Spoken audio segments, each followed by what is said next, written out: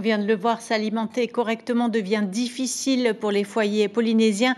Les chiffres sont pourtant optimistes. Retour des touristes, ralentissement de l'inflation et augmentation des chiffres de l'emploi.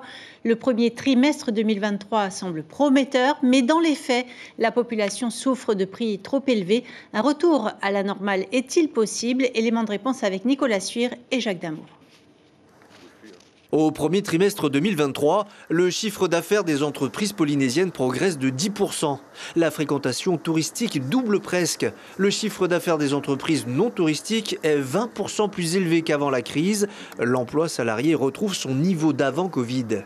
Mais la hausse générale des prix mène la vie dure aux ménages. Les produits alimentaires augmentent en moyenne de 11% et les carburants de 23%. Heureusement, l'inflation ralentit. Ce qui est mis en difficulté pour l'instant, c'est le pouvoir d'achat. C'est-à-dire que les salaires, lorsqu'ils ont augmenté moins en fait que le niveau général des prix. Donc pour l'instant, chacun a pris un petit peu sur soi, quoi. Chacun a vu son pouvoir d'achat baisser à tous les niveaux en fait des catégories socio-professionnelles. Évidemment, quand on gagne très bien sa vie, on peut accepter cette baisse-là beaucoup plus facilement, sans que ça impacte directement son mode de vie, que quand on a très peu. L'Institut de la statistique annonce une baisse des prix dans les mois à venir. Pour le président de la Fédération générale du commerce, si elle est effective, il faudra attendre un certain temps.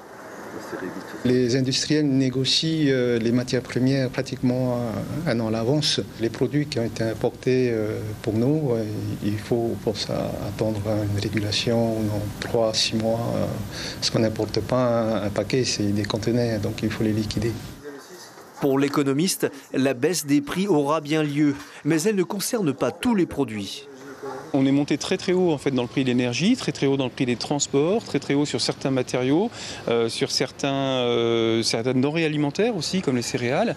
Et donc ces prix-là vont être corrigés, c'est-à-dire qu'on ne va pas garder des prix toujours qui sont très élevés. Donc ces prix vont baisser. Mais par contre, on n'aura pas de baisse du niveau général des prix. Quant aux entreprises, l'Institut de la statistique donne le chiffre d'affaires, mais pas les dépenses ni les bénéfices. Il est donc difficile de juger de la santé des sociétés. L'information en continu sur Polynésie la première, Internet et réseaux sociaux.